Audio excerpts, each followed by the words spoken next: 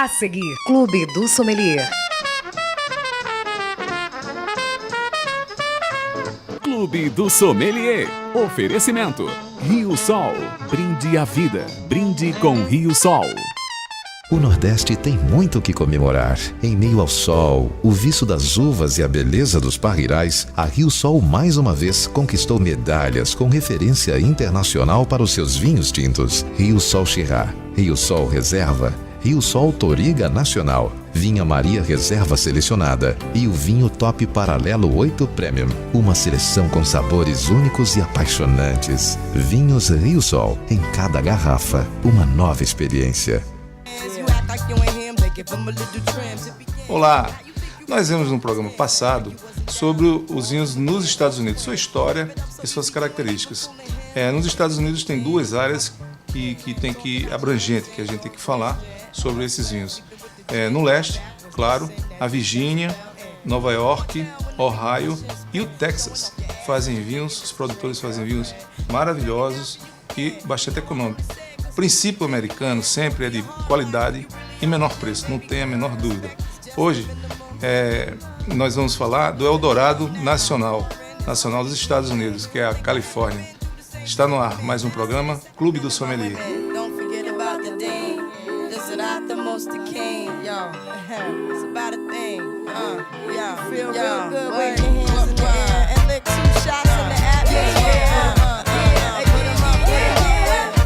Situado no oeste dos Estados Unidos, a Califórnia, não só a Califórnia, mas também o Oregon, a norte da Califórnia, e o estado de Washington produz excelentes vinhos. Inclusive no Oregon tem um dos grandes produtores da Borgonha, que é o Joseph Drouhin, e entre outros franceses que explora aquela área do Oregon. Mas o nosso tema de hoje, especialmente, é a Califórnia. A Califórnia tem algumas características de grande importância. Já existia vinhos lá na Corrida do Ouro. Já estava prontíssimo naquela época da Corrida do Ouro. Tem algumas influências muito importantes para o vinho da Califórnia.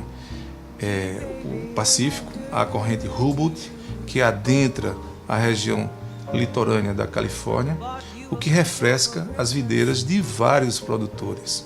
Mas o Napa Valley é a menor sub-região da Califórnia, mas é onde se tem os melhores produtores pela qualidade, inclusive, do terroir, já que naquela região, aliás, em toda a região californiana e, excepcionalmente, naquela região próximo de Los Angeles, que Napa Valley fica mais um pouquinho ao norte dessa região, tem a placa tectônica e aquele material advindo da abertura da placa tectônica. Esse material é muito importante para as plantas arbustivas e lenhosas, que é a videira e sua variedade, uma por vez, é claro. A Califórnia, os produtores californianos trabalham com as variedades francesas brancas e tintas, aquela que a gente já conhece, Cabernet Sauvignon, Merlot, as brancas Chardonnay, Sauvignon Blanc, Riesling, Gewürztraminer e outras. Mas também trabalha com algumas variedades espanholas e algumas variedades italianas, mesmo porque tem produtores que são descendentes de italianos, como, por exemplo, vários que eu vou citar ao final do programa. Bom, Califórnia é realmente um Eldorado do vinho. Lá tem essas características muito importantes e uma das que eu tenho que citar logo agora aqui é a tecnologia. Todo produtor que lá existe, ele tem não só um lastro de financiamento para a sua produção, está na terra do capitalismo, e também imediatamente ele já coloca um departamento de pesquisa das vinhas e das uvas. Qualquer produtor pequeno, médio, ele já coloca um departamento, investe na qualidade e existe inclusive a tecnologia pelo satélite, que isso aí os produtores adquirem, é um serviço prestado especialmente lá na região da Califórnia para diversos produtores, para observar o estresse da videira e com isso ele poder fazer um melhor aproveitamento das suas vinhas. Eu vou trazer algumas imagens sobre essa relação tecnológica de ver na parte aérea, através de satélite, como é que eles trabalham também para observar as vinhas. Confira. E a tecnologia norte-americana, porque ela alia não só o velho método francês que nos ensinou a todo mundo, né, como também compartilhar a alta tecnologia. Vou falar rapidamente sobre o Frei Junípero Serra, que foi que levou as variedades de uvas logo no início, no século XVIII, para a Califórnia. Mas também tem em 1857 o Augustin Haradse, que é húngaro, foi celebrado como o pai dos vinhos californianos, pois ele trouxe diversas variedades de uvas, inclusive a principal variedade e a única nativa da Califórnia, que todos conhecem, que é a Zinfandel. A Zinfandel é uma variedade interessante e ela é praticamente uma das 3 únicas variedades existentes no Novo Mundo, né? E o Augustin Haradse, ele foi um dos grandes empreendedores do vinho na Califórnia e nos Estados Unidos como um todo, né? E isso é de fundamental importância para a história. Outra pessoa, aliás são 2, os irmãos Ernesto e Júlio Galo, que desenvolveram e divulgaram, propagaram o hábito do vinho. Eles fundaram, inclusive, a Faculdade de Enologia da Universidade de Davis, lá na Califórnia, e eles têm uma grande história. Tem gravações de cinema a respeito da façanha, da contribuição que eles deram. Vocês vão conferir a foto dos 3, não só o Frei Junípero Serra, espanhol, né, que levou a primeira variedade de uva espanhola para a Califórnia, chamada Mission, que é uma variedade de uva, claro, que todo padre, frei, de todas as ordens, franciscana, beneditina, levam suas variedades de vinhas para a cerimônia da Eucaristia da Igreja Católica. Todo o Novo Mundo fundou praticamente, espontaneamente, trazendo essas personalidades da Igreja Católica, levando para desenvolver, fazer vinhos para a própria igreja, muitas vezes até para vender, como forma de ganhar um pouco para sustentar a igreja e inclusive para a Eucaristia. Não poderia esquecer de uma vinícola que, pelas propriedades existentes no solo, subsolo e microclima lá no Napa Valley, na Califórnia, do Chateau Monte Helena, tanto tinto como branco. Esse vinho é espetacular, cotado há décadas como um dos grandes vinhos do mundo, né? Exatamente situado próximo de um vulcão. O vulcão ele é mais ou menos ativo, mais ou menos inativo, um perigo, né?